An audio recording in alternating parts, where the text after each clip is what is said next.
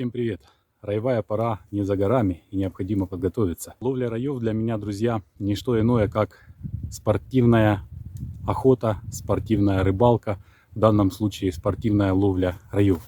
Ну, я, конечно, их не выпускаю, но для меня это не жадность какая-то, а просто возможность провести время с природой, поискать новые места и так далее, и так далее. Все отсюда вытекающее. А самое главное, мы таким образом спасаем бродячие раи, потому что сказки о том, как они выживают в дуплах, это лишь сказки.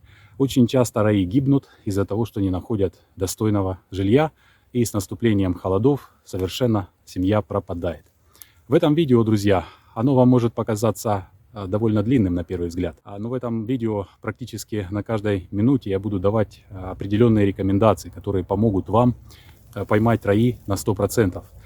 Я делаю это уже не первый год, и в течение этого видео я дам один очень интересный совет, которого вы нигде не услышите, как увеличить поимку раев в 1,5 раза за один сезон, без увеличения количества ловушек. Поэтому не переключайтесь и смотрите внимательно.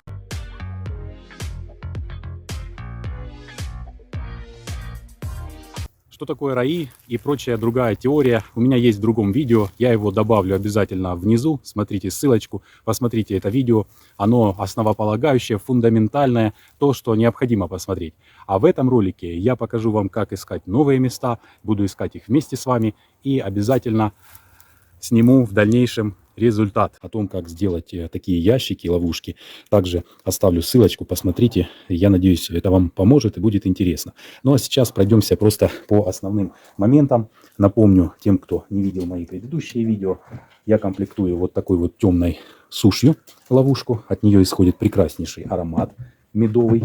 Также дополнительно 2 листами вощинки. Использую для этого старые, но еще пригодные для эксплуатации рамочки. Вот она, вощинка разная у меня. Стандартно. Сушь, 2 вощинки по краям. Вот она сушь, 2 вощинки. Сушь, 2 вощинки. И так все ловушки. Это позволяет привлечь пчел запахом и также привлечь тем, что сюда уже залетев, можно сразу же начинать развиваться и также отстраивать вощину. 2 вот этих рамки боковые, они просто даже без проволоки, просто старые рамки для такого пространственного восприятия, что там можно дальше развиваться и так далее, и так далее. То есть для крепления я использую вот такие вот обрезки фанеры, я их плотно подгоняю сюда, а потом прибиваю степлером каждую рамочку. Это позволяет надежно в любом положении поднимать, наклонять ловушку, особенно при снятии, когда она уже с пчелами. Это тот идеальный вариант, на котором остановился лично я. Вот такое надежное крепление рамок получается, никуда они не смещаются у нас в любом положении.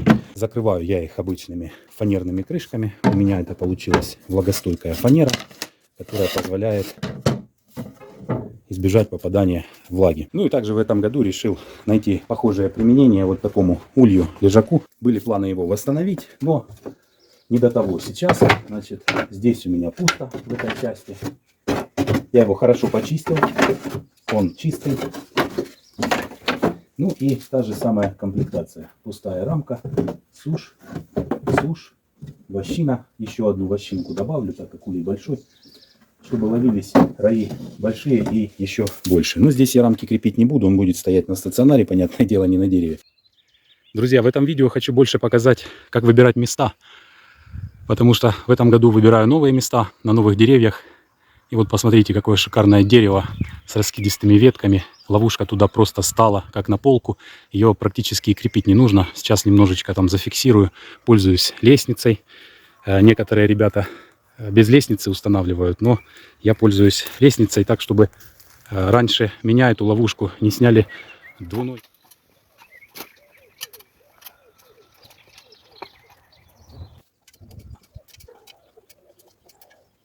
Ну и обзор, ребята, самого дерева. Видите, саморезом через сухую ветку прикрепил за низ. Стоит ловушка очень крепко, никакие веревки не нужны. Вокруг немножко болотистая местность. Есть, правда, дорога, но до дороги пчелы долететь не должны. И там внизу находится маленькая речушка. Вон за этими ветками.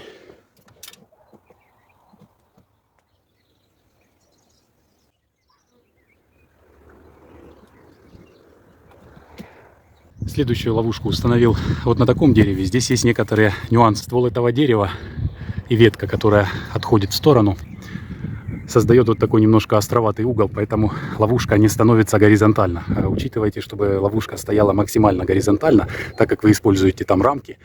А это важно для пчел. Если рамок нет, тогда можно и наклонять. Они уже соты сами потянут вертикально. Я использую вот такие подпорки, палки, которые креплю где-то на дерево, чтобы они могли быть дополнительной опорой этому ящику. И вот теперь он стоит надежно, закреплен. Одна ветка пошла подпоркой и вторая подпоркой. Ну и также интересное дерево тем, что здесь уже даже есть дупло. Ну, конечно, оно вряд ли пригодно для жизни пчел, маловато, но тем не менее очень интересное местечко. Здесь полно таких деревьев. Я уверен, что они будут привлекать пчел. Почему нужно выбирать деревья с толстым стволом, а также горизонтальным ответвлением? Вам будет удобно на это горизонтальное ответвление ставить ловушку. Плюс ко всему утверждают, что пчелы проверяют, насколько надежно это жилье, и смотрят, чтобы ветки действительно были толстыми. То есть они параметризируют объект, параметризируют дерево, смотрят, чтобы это действительно было надежно и прочно. Вот такое, друзья, местечко. Здесь немножко заболочено. Вышла вода на поверхность. Один человек, когда я только начинал эту пчелиную охоту, рекомендовал вдали от водоемов это делать. Ну, я вам скажу по опыту, по своему наоборот, мне больше везет как раз там, где есть водоемы. Вот здесь есть речушка, питье, то есть ориентируются пчелы также и на то, как далеко будет им летать за водой, как далеко будет медосбор. Ну, если некуда селиться, конечно, прививаются и на балконах, и так далее, и так далее. Но в основном, если уже следовать каким-то рекомендациям, то учитывайте эти моменты, если у вас есть такая возможность. Такая красивая местность со старыми ивами. Ящик мой немного виден, но тем не менее поставил я его высоко. Лестница у меня 4 метра 20 сантиметров общая длина, ну, поэтому где-то я метров на 5 ловушки устанавливаю. Без дополнительного снаряжения ее не заберешь. Когда ставите ловушку на дерево, учитывайте, когда вы просто без ловушки залазите, это одно. Когда вы ее ставите пустую, это второе. А вот когда ее уже с пчелами, с роем снимать, это совершенно третье. Поэтому учитывайте, что вам должно быть удобно на дереве снимать ловушку, вам должно быть удобно ее потом забирать, чтобы вы, не дай бог, не упали. Потому что бывали у меня случаи, там одно высоковатое дерево мое счастливое было, но настолько с него неудобно было снимать этой лестницей. Я брал у друга лестницу на 2 метра подлиннее. И вот как раз тогда у меня все хорошо получалось. Еще и ловушка была тяжелая. Поэтому, ребятки, обязательно техника безопасности в первую очередь. Вот в такому мальовничому куточку поставил я этот улей.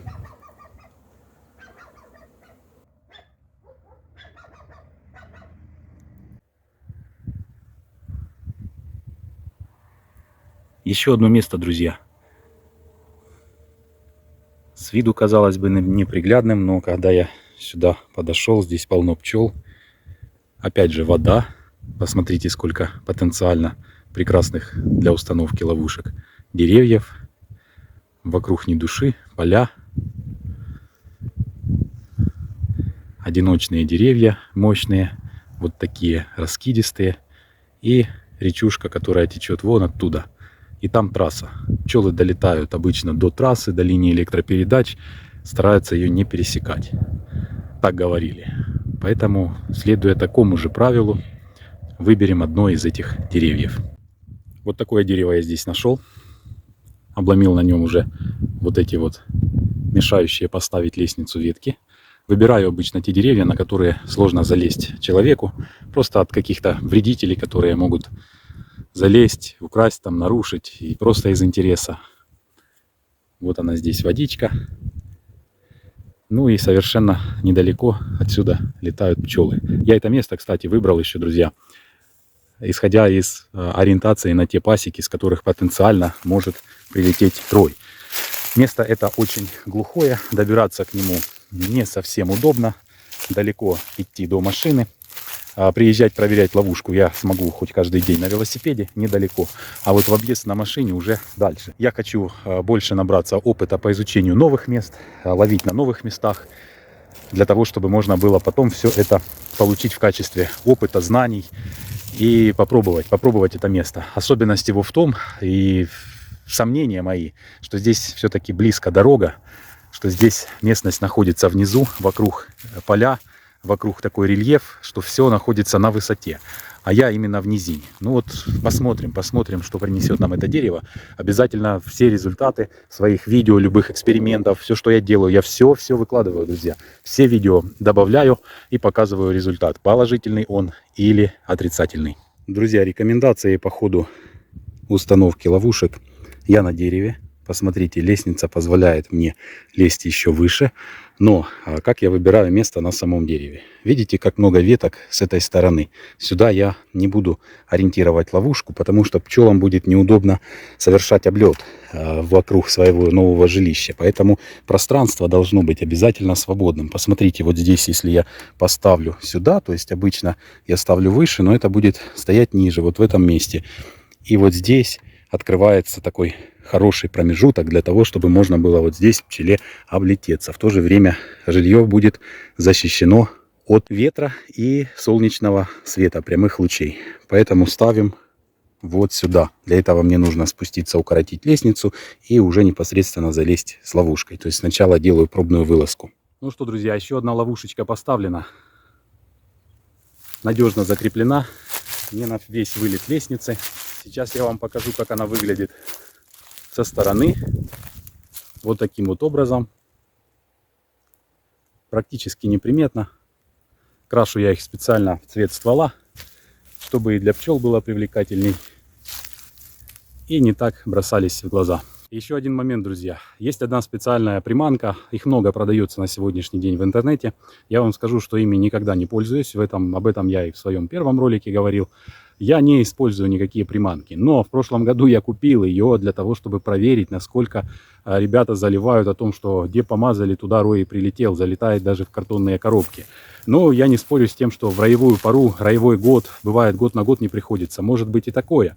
Но именно о чудодействии таких приманок я вам скажу, не стоит верить, не стоит тратить деньги. Есть у меня такая приманка. В прошлом году я мазал ею эти же ящики свои.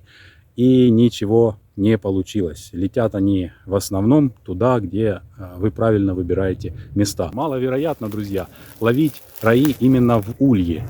Такое тоже бывает очень часто, но маловероятно. Поэтому я буду использовать там, возможно, приманку. Может быть, помажу в том улье, который поставил у себя недалеко от своей пасеки. И он там находится, я просто его буду смазывать. Посмотрим, насколько она эффективна. Если она действительно эффективна, то рой залетит именно в тот улей, на который я максимально не делаю ставок. И, друзья, для самых внимательных наступило время того совета, о котором я говорил в начале видео. Как можно увеличить в 1,5 раза количество пойманных раев без увеличения количества ловушек. Некоторые раеловы утверждают, что и даже теоретическая литература по пчеловодству утверждает, что когда рой летит на новое место, он там находит ловушку, ну, может быть, жилье, дупло, неважно, выставляет там квартирмейстеров, которые охраняют, ну, типа, чтобы другие не заняли, чтобы 100% рой прилетел именно туда, где не занято. И потом уже посылают других пчел, и они прилетают. То есть вот такая сложная организация. Я разрушил эту теорию напрочь. Причем хочу сказать, может быть, именно потому, что просто особенность такая, породы пчел стали другими. Я не знаю. Но никаких квартирмейстеров они не оставляют и прилетают именно туда. Почему так? Друзья, как поймать больше раев? Нужно следить за своими ловушками. Бывает, ребята расставили 10-20 ловушек на сезон, и потом их просто через месяц приезжают, позабирали, и все. Я делаю по-другому. Ловушек у меня меньшее число, но когда я ставил ловушку на то проверенное дерево, которое знаю, я проверял, оно недалеко от моей пасеки, я проверял его практически каждый день через день. И как только попадается рой, ребята, именно в этот же день, вечером, я его снимаю. Увожу его в этой ловушке или в другой, это не важно. Важно, чтобы вы сняли поздно вечером, чтобы до единой пчелы у вас зашло в ловушку, чтобы утром не кружилось ни 5, ни 10 штук возле этого дерева. Снимаете, потом вы его увозите, если недалеко от пасеки, потому что они могут вернуться. Они вернутся на то дерево. Были такие, с которыми я боролся несколько дней, вылавливал их там жменька, а все равно сидит. Поэтому я отвозил с этого дерева в другое место, и сразу же в этот же день я ставлю на это же место новую ловушку. И бывали случаи, когда у меня пчелы прилетали через 2, через 3 дня. То есть никаких квартирмейстеров не дежурит, никто там не контролирует, когда же прилетит именно тот рой и их рой. Как раз то, что пчелы залетали туда намного быстрее и практически на следующий день. Бывало у меня, ребята, такое, что я только снял ловушку, приезжаю через 2 дня, там опять полная ловушка пчел. То есть никто не ждал, никто не поджидал. Разведала одна семья, разведала вторая семья. После того, как они это дело разведали, они собрались, паковали чемоданы. Одни запаковали чемоданы, прилетели, а другие, когда прилетели, оказалось тоже свободно. А вот если бы было занято, тогда бы я не поймал. Так что проверяйте ловушки чаще и снимайте их поздно вечером. И в тот же день не ленитесь ставить на утро, ставить сразу же ловушку. Вполне возможно, вполне вероятно, что если роевой год, если очень много роевых пчел где-то возле крупной пасеки, то обязательно у вас залетит в эту ловушку не один, а 2-3 роя. Таким образом вы можете одной ловушкой наловить несколько раев за сезон на одном и том же месте. Еще, друзья, один совет. Как часто проверять, я сказал, но когда начинать проверять, я вам так скажу, дней 7-10 можно туда не заглядывать. Но все зависит от того, насколько вы близки к самому выходу роя, к самому моменту, когда они полетят. Как его рассчитать? Обычно это сроки с 15 мая вы ставите ловушки, 1 июня вы их уже забираете полными.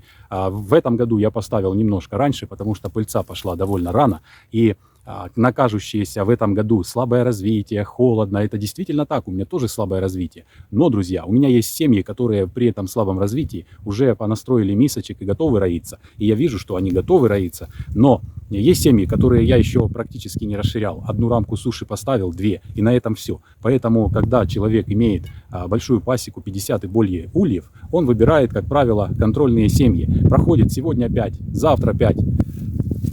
И таким образом он пропускает те семьи, на которые стоит обратить внимание. Поэтому однозначно пробовать нужно, ловить нужно, ставить ловушки нужно обязательно. Помогите пчелам. Ребята, надеюсь, видео было полезным.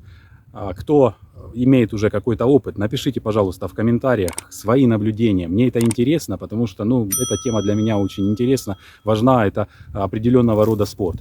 И напишите, пожалуйста, может вы еще какие-то рекомендации знаете, может вы что-то добавите, исправите, поправите. Поэтому обязательно пишите, кто не пробовал или, может быть, кто пробовал по моей рекомендации. Оставьте комментарий, друзья. Не ради комментариев, а вот именно для того, чтобы было вот это общение и обмен опытом. Всем спасибо, друзья, всем пока, всем удачной ловли раев.